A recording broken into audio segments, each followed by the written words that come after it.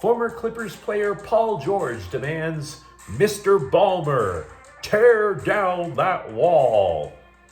USC football, meanwhile, loses a key defensive line recruit, and ESPN finally realizes that Bronny James gets special treatment. Good morning.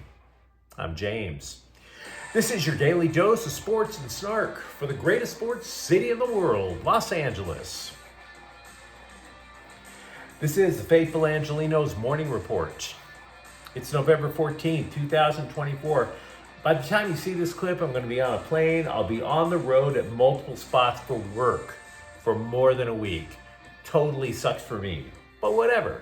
Let's talk LA sports. That'll brighten the day. And if you like being in the know about LA, clickety-clack the like button.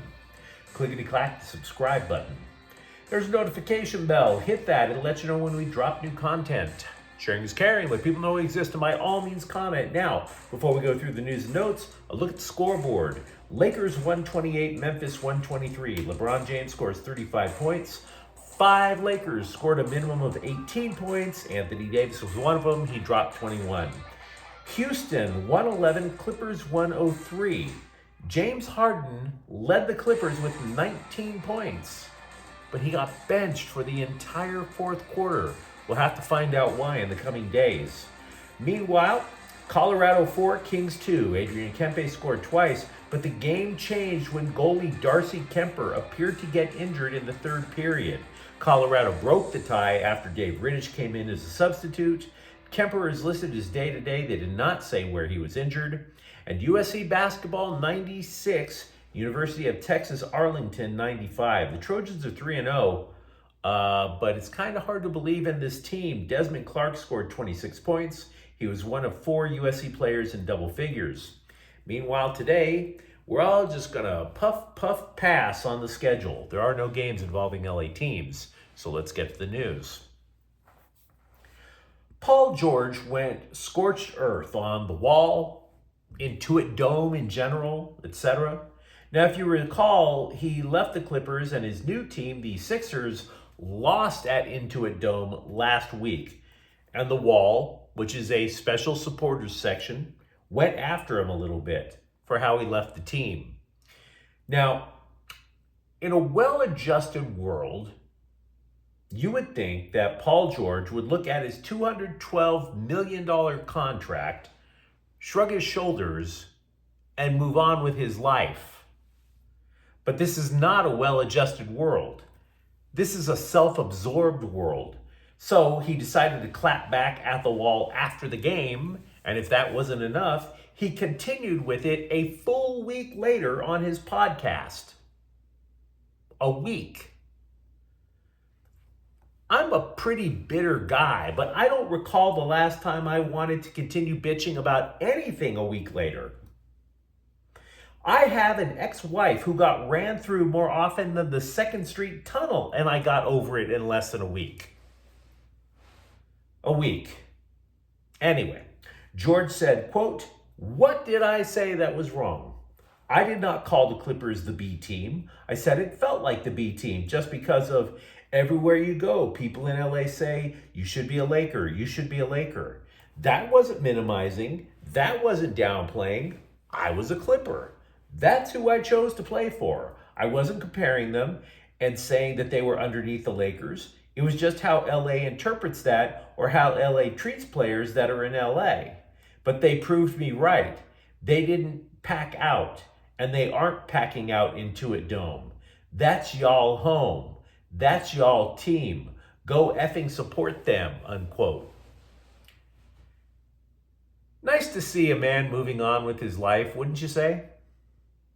And I got to tell you, I feel compelled, even though I've never met Paul George, I kind of feel compelled to address him because he reads the room about as well as when I was a stand-up comic and I would do clean dad jokes at dive bars.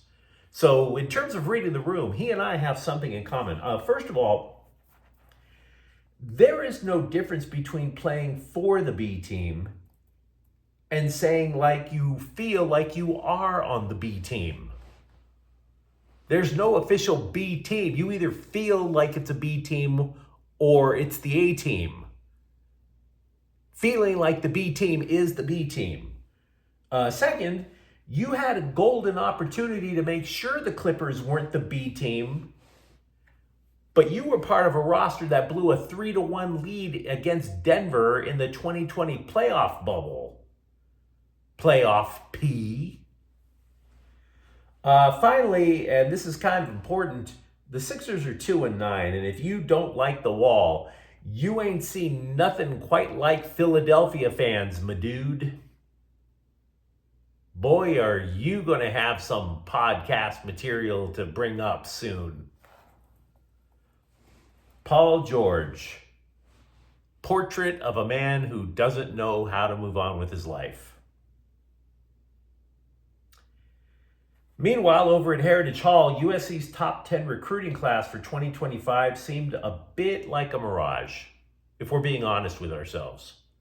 The Trojans are under 500. Moreover, they had a top 10 class twice in the last year.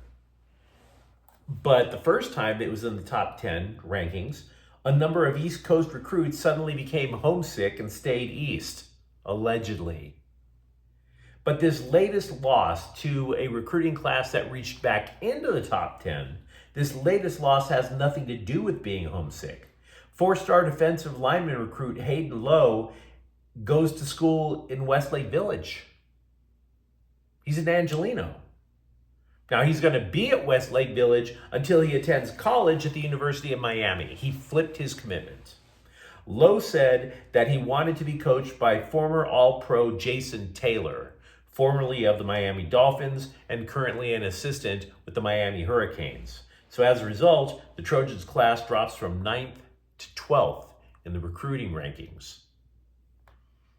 If that's the biggest loss USC has, and we have no reason to believe it is, considering how this year has gone, the Trojans theoretically would be getting off light. ESPN's Brian Windbag thinks the Lakers are giving Bronny James special treatment. No, you take that. No, actually, yeah, he is. What gave the game away to Brian Windbag that Bronny James was getting special treatment? Right? I mean, according to Windbag, it's because James was demoted to the G League. And, you know, when you're in the G League, you fly commercial to road games. And that is true, by the way. I shared a red-eye flight with the Austin Spurs, the San Antonio G League team. But, you know, flying United Airlines and sleeping at the Comfort Inn, that just isn't good enough for old Bronny. Now, that's why ESPN finally realized that Bronny James is getting special treatment. He's not going to play road games with the South Bay Lakers. Here's where ESPN should really feel like they stepped on a rake. Because for the rest of society, the fact that Bronny James was drafted at all was the big clue that he was getting special treatment. We all knew he was getting special treatment. I realize it's a bad thing that he's not going to play road games. It likely means that his playing time is still going to be minimal, which means his improvement is likely going to be non-existent. And the rest of the basketball world is finally catching on. The son of LeBron James gets treated with velvet gloves. Wow, you could have punched me in the face with that revelation, ESPN. Thanks for the breaking news. Slow clap. When the next round of layoffs come about, make sure this story is put right at the top of the list as to reasons why. It took you over an entire calendar year to figure out that Bronny James was getting special treatment. Well done, guys. Well done. Anyone else think that the Lakers front office might be kicking themselves over letting Scottie Pippen Jr. get away, by the way? We talked about the G League a moment ago. He did play for the Lakers South League, the G League team for the Lakers in South Bay. And he wasn't getting a whole lot of love down there, even though he thought he had the talent. He was considering playing in Europe. And then Memphis offered him a two-way deal with the possibility of being John Morant's backup. Now, when you consider Morant's propensity for vaguely threatening social media posts, that is literally just one Instagram pic from going to the South Bay Lakers into the starting lineup for Memphis. So yes, he jumped all over that. And Pippen, in his return to Crypto.com Arena, Pippen's been averaging 17 points per game with the Grizzlies. He's been pretty damn good. Couple of double-doubles in there. He had a triple-double. And you're saying to yourself, well, gee, he's balling a little bit with Memphis. Why the hell didn't he get a shot with the Lakers? Well, Pippen dropped a not-so-subtle hint when Memphis played Milwaukee recently. Quote, "One of the coaches over there didn't believe me, so I definitely wanted to show I could play some defense and give it my all," unquote. And yes, that means that hint was for former Lakers coach Darvin Ham, who is currently a Bucks assistant.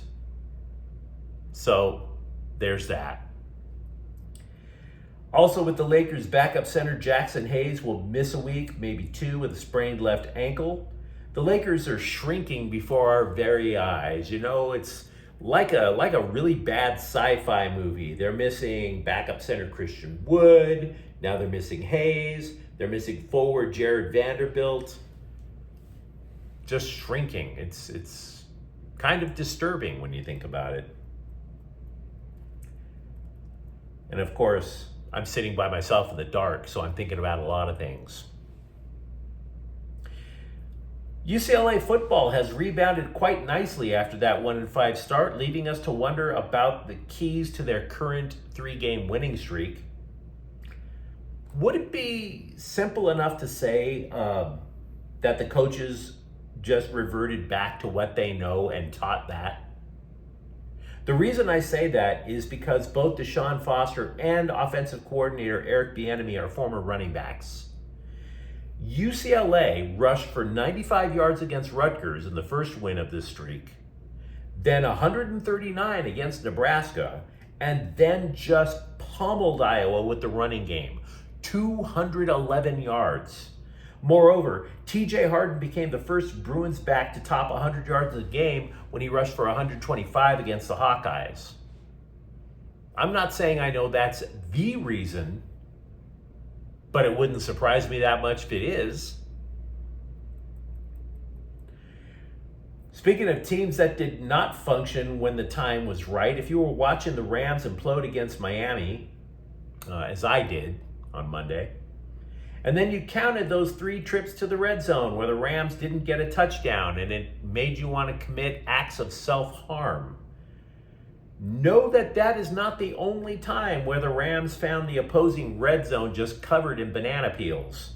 The Rams are 30th in the NFL when it comes to getting a touchdown after entering the red zone. They only get the touchdown 47% of the time. Moreover, they were 0 for 3 against Miami on Monday night. That's not the only time they went 0 for 3 in the red zone in a game. They did it against Minnesota. Even with Puka Nacua and Cooper Kupp back, Matthew Stafford is completing fewer than 35% of his passes in the red zone. And then you're sitting there going, well, okay, what about the running game?